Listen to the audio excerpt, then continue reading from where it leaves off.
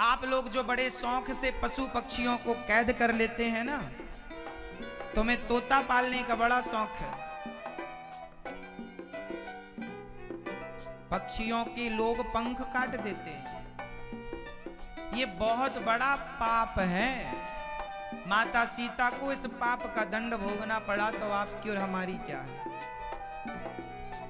यदि पक्षी पालने का शौक है तो अपने घर के पास नीम का, आम का, वट का, पीपल का पेड़ लगाओ, अपने आप सैकड़ों पक्षी आकर बैठा करेंगे, देख लेना।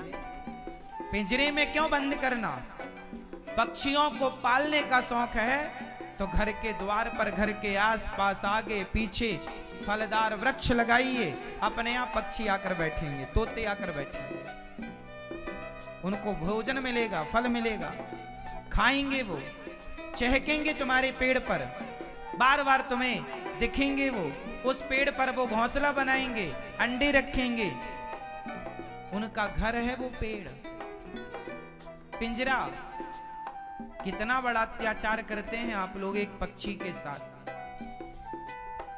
25-30 साल की आयु होती है लगभग तोते की, क्यों जी, और अधिक तो 40 साल, इतनी लगभग जीता है तोता, क्यों, और भी ज्यादा होता हो, भगवान जाने, हम उस पर ना जाएं। बस ये माने कि यदि पक्षी 40 साल जिंदा रहा और सोचो कि आपके पिंजरे में रहा 30 साल या 20 साल, जानते हो 20 साल में उम्र कैद होती है। हमारे देश के कानून में 20 साल से अधिक की सजा नहीं है, उम्र कैद 20 साल का होता।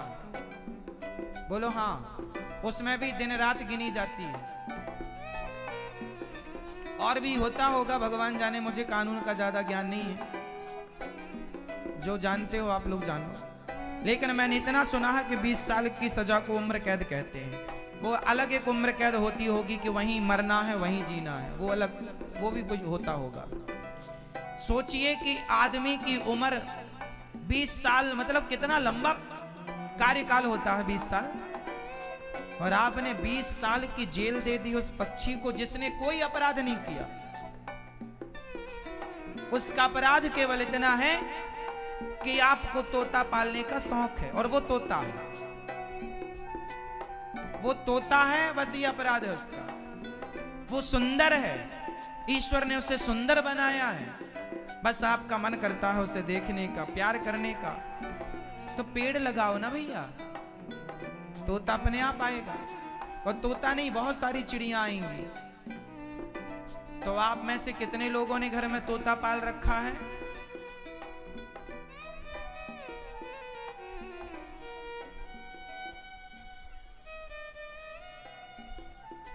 भूल से भी अब गलती ना करना। पिंजरे के पंछी रे, तेरा दर्द न जाने कोई। समझ रहे हैं आप? सालों की जेल, जिसका कोई अपराध नहीं है, जिसके कोई गलती नहीं है, उसे आपने बंद कर रखा। यदि तोता और तोती दोनों हैं साथ में तो भी ठीक है कि वो अपने परिवार के साथ, उनके अंडे होते हैं, उनके बच्चे होते हैं, वो एक परिवार के साथ खुशहाल हैं। अकेली तोती हो और अकेला तोता हो तब तो बहुत बड़ा अपराध है।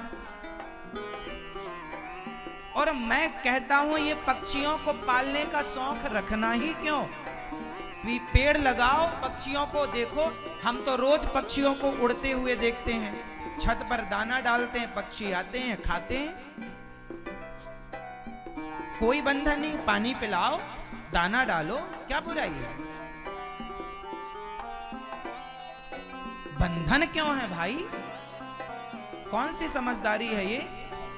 फिर ये तो निर्दयता हो गई ना, तुमने पशु पक्षियों पर घोर अत्याचार किया।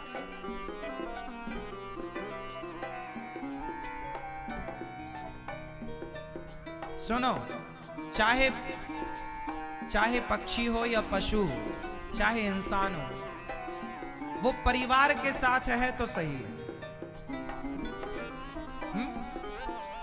परिवार के साथ पति पत्नी दोनों साथ रहें, उनके बच्चे भी रहें, वो भी साथ रहें, साथ में है तब तो सब सही है, अलग अलग अपराध है।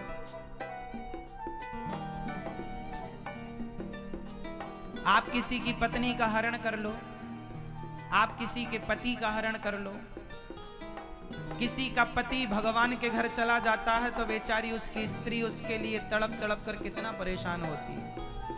एक स्त्री का दर्द आप समझते हैं, जिसका पति छोड़कर चला जाए। ऐसे ही तो वो चिड़िया भी होती होगी, पर वो कह नहीं पाती अपना दर्द किसी से। पक्षी है, पशु है, कुछ लोग तो मार मार करके खा जाते हैं। क्यों क्यों किसी की हत्या करना? अरे जीव जंतुओं से भी प्यार करो, पशु पक्षियों से प्यार करो, और प्यार करने वाला जिसके हृदय में प्रेम है, करुणा, वो कभी हत्या नहीं कर सकता। ढेर सारे पेड़ लगाओ, सारा सुख मिलेगा आपको। पहले के लोग ना बगीचा लगाते थे। बगीचा जानते हैं? पहले ना गांव में जो गांव का मुखिया होता था, गांव का जो बड़ा आदमी होता था या सामान्य भी होता था, उसका भी एक छोटा बड़ा बगीचा जरूर होता था। पहले के लोग गर्मियों में एसी चालू करके सो नहीं जाते थे। पहले के लोग गर्मियों में बगीचे में जाया करते थे, और बगीचे के नीचे जाकर पेड़ की छांव में आम होते थे खूब सारे, है ना। कहीं आम का बगीचा है, तो कहीं अमरूद का बगीचा है, तो कहीं आंवले का बगीचा है। मतलब फलदार वृक्षों के लोग बगीचे बड़े शौकी थे, और पूरी दोपहर पेड़ की छांव में दाल बाटी बनाया करते थे, गक्कड़ भरता बनाया करते थे, और अपना आनंद से जिंदगी जिया करते थे। वहां पर पशु पक्षी सब, है ना, होते थे। तो शौक रखो ना, बड़े ऐसे रखो कि प्रकृति से छेड़छाड़ ना हो, नुकसान ना हो, ना उनका ना आप।